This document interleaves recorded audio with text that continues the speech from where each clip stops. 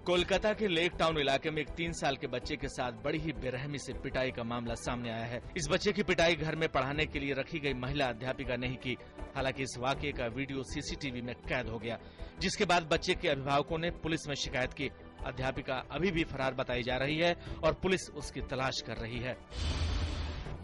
गुजरात के अहमदाबाद में बुधवार तड़के 14 साल के एक नाबालिग लड़के द्वारा चलाई जा रही एक तेज रफ्तार कार पिराड़ा रोड पर झोपड़ी में घुस गई, जिससे इसमें सो रही एक महिला समेत 2 लोगों की मौत हो गई और 6 अन्य घायल हो गए। घायलों को स्थानीय अस्पताल में भर्ती कराया गया है, जहां इनमें से एक की हालत गंभीर बनी हुई है। पुलिस ने लड़के को गिरफ्तार कर लिया है। प्रवर्तन निदेशालय ने कोयला खान आवंटन घोटाले के एक मामले में हैदराबाद की एक आरोपी फर्म की 186 करोड़ रुपए की मूल्य संपत्तियां कुर्क कर ली हैं।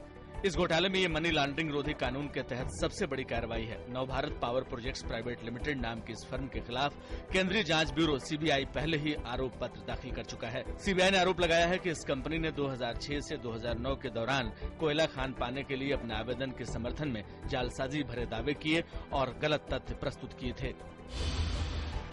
बाजार में मंगलवार के उछाल के बाद बुधवार को भी जोश कायम रहा। सेंसेक्स 121 अंकों की मजबूती के साथ 26,147 के रिकॉर्ड स्तर पर बंद हुआ है। वहीं निफ्टी 28 अंक की बढ़त के साथ 7,795.75 के रिकॉर्ड स्तर पर बंद हुआ है। दिन भर के कारोबार के दौरान आईटी और टेक्नोलॉजी शेयरों में जबरदस्त खरीदारी रही। हालांकि मेटल, फार्मा और पावर शेयरों में बिकवाली हावी रही। वहीं मिड कैप और स्मॉल कैप शेयरों की भी पिटाई हुई है। पूर्व प्रधानमंत्री राजीव गांधी की हत्या के दोषियों की रिहाई को चुनौती देने वाली याचिका पर सुनवाई के दौरान केंद्र सरकार ने कहा कि रिहाई के ऐसे किसी भी फैसले से पहले पीड़ित के परिवार को भी सुना जाना चाहिए। सॉलिसिटर जनरल रंजीत कुमार ने इस मामले में 5 जजों की संविधान पीठ के सामने केंद्र का पक्ष रखते हुए सवाल उठाया। केंद्र सरकार ने राजीव गांधी की हत्या के 7 दोषियों को रिहा करने के तमिलनाडु सरकार के फैसले को सर्वोच्च न्यायालय में चुनौती दी है।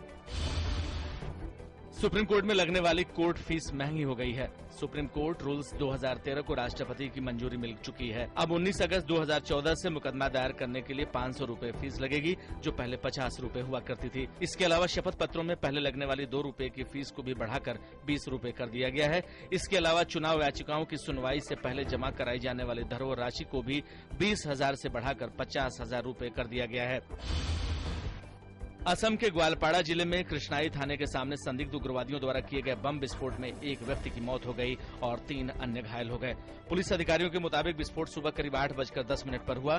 प्रारंभिक खबरों के अनुसार बम एक साइकिल पर रखा था। घायलों को ग्वालपाड़ा सिविल अस्पताल में भर्ती कराया गया है। लगातार बारिश के कारण 6 दिनों तक रुकी बद्रीनाथ और हेमकुंड यात्रा तमाम प्रयासों के बाद शुरू हो गई है। बद्रीनाथ हाईवे छोटे वाहनों के लिए खोल दिया गया है। इधर गंगोत्री यमुनोत्री यात्रा भी शुरू होने की खबर है। हालांकि गंगोत्री नेशनल हाईवे सुबह तक चरेती, लालढांग, मनेरी व कुडियाल बैंड में मलबा आने से बाधित रहा, लेकिन दोपहर बाद यात्रा सुचारू कर दी गई है। उधर केदारनाथ यात्रा फिलहाल शुरू नहीं हो पाई है। सोनप्रयाग में पुल धंसने के कारण यात्रा ठप है।